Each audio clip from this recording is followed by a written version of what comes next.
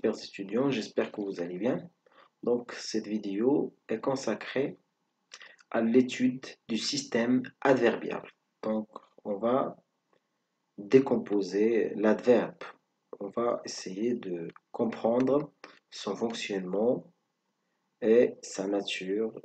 Et également, on va voir que modifie l'adverbe. D'accord? Donc d'ailleurs, le nom ou l'appellation adverbe pose problème parce que quand on entend adverbe, ça veut dire ad, on a préfixe ad et verbe. Ça veut dire que c'est un élément qui accompagne le verbe.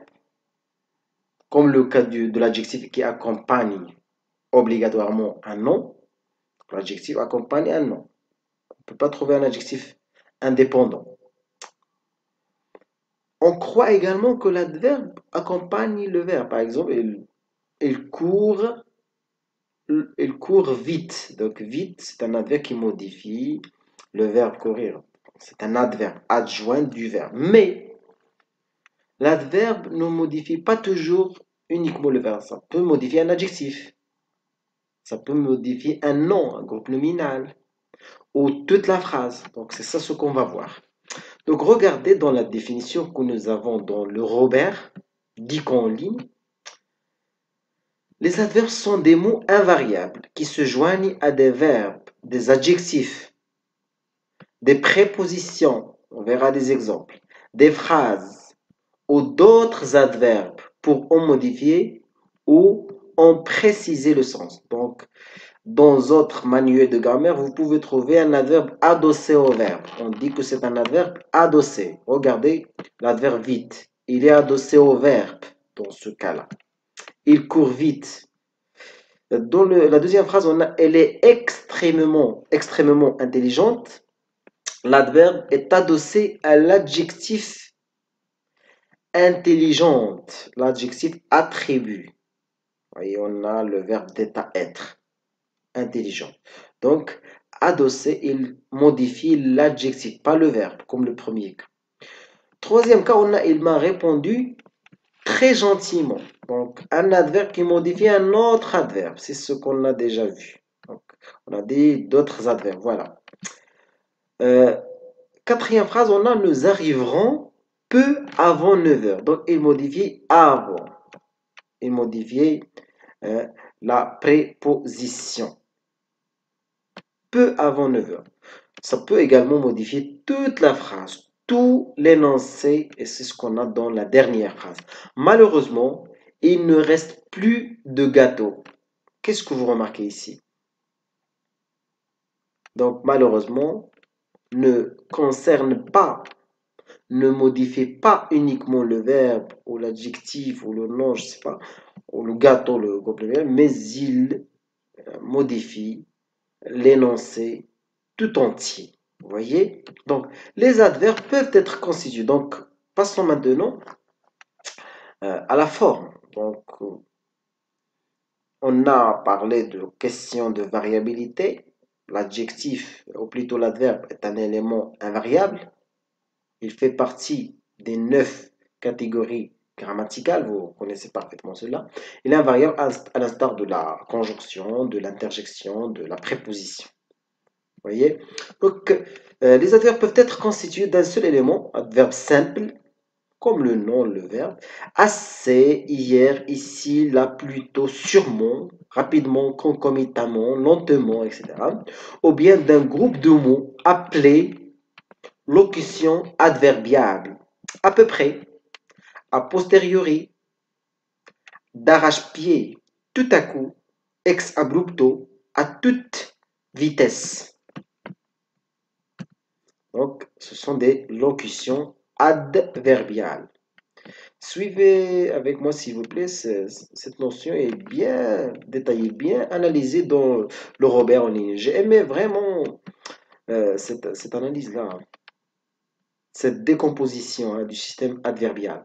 Parce que j'avais l'intention de faire une vidéo sous forme de... On va se contenter de l'image et de ce que je dis, mais j'ai essayé de l'expliquer à la lumière de ce que le Robert explique. Donc, il existe différentes catégories d'adverbes selon la grammaire traditionnelle. bien que ces catégories soient souvent jugées peu éclairantes ou trop nombreuses et variées. Donc on a les adverbes de lieu, ici, les adverbes de temps et d'aspect, aujourd'hui, demain, hier, ensuite, souvent. Les adverbes de manière, adroitement, gentiment, parfaitement, vite.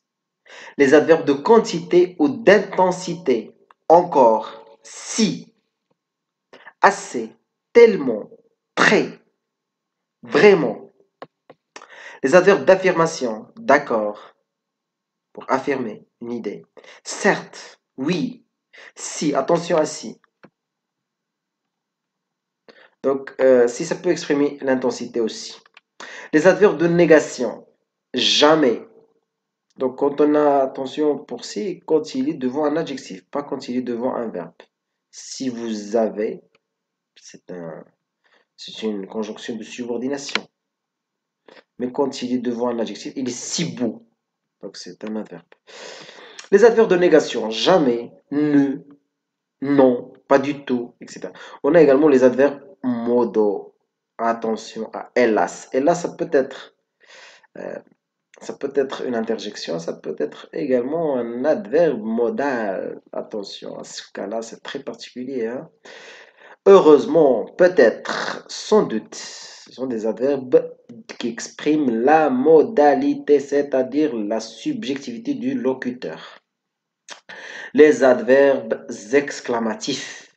On a d'exclamations combien, comme, que, expriment une certaine exclamation. Les adverbes interrogatifs, combien, comment, où, pourquoi. Attention, pourquoi c'est un adverbe d'interrogation. Les adverbes explétifs, donc quand ils n'ont pas le sens, par exemple le ne, quand ils n'expriment pas la négation. Bien là encore, donc ce sont des adverbes on dit explétifs. Attention, je vais consacrer toute une vidéo à ce qu'on appelle explétif. Par exemple, dans l'explétif, si je dis nous irons chercher mon ami à la gare, à moins qu'il ne préfère rentrer à pied. Je vais chercher mon ami, sauf si s'il préfère venir à pied. Donc le ne que j'ai déjà dit n'a pas de sens de négation dans ce cas-là. C'est explétif. Ok? Donc certains adverbes appartiennent à plusieurs de ces catégories. Oui, exactement. L'adverbe est le noyau du groupe adverbial dont il est souvent l'unique élément. Donc, bien sûr, comme dans le groupe nominal, on dit le nom, c'est le noyau du groupe nominal. Vous voyez? En ce qui concerne l'adverbe, on a également cette notion-là. L'adverbe est le noyau du groupe adverbial, dont il est souvent l'unique élément. Parfois, ou plutôt souvent, généralement, il est l'unique constituant, hein. Il fait du sport régulièrement. Donc, régulièrement, c'est le groupe adverbial. Il est seul. Il n'y a pas d'autres constituants. Aujourd'hui, il fait beau. Adverbe de phrase. Aujourd'hui, adverbe de phrase. Et les groupes adverbiaux, il s'agit d'un seul constituant aujourd'hui. Mais le groupe adverbial peut aussi comporter, attention, qu'est-ce qu'il peut comporter? Donc voilà, un ou plusieurs autres adverbes. Il conduit vraiment très prudemment. Tout cela, c'est un groupe adverbial constitué des autres adverbes. Très prudemment. Un groupe prépositionnel. J'ai agi conformément à ses instructions. Donc, groupe prépositionnel. Un comparatif ou un superlatif.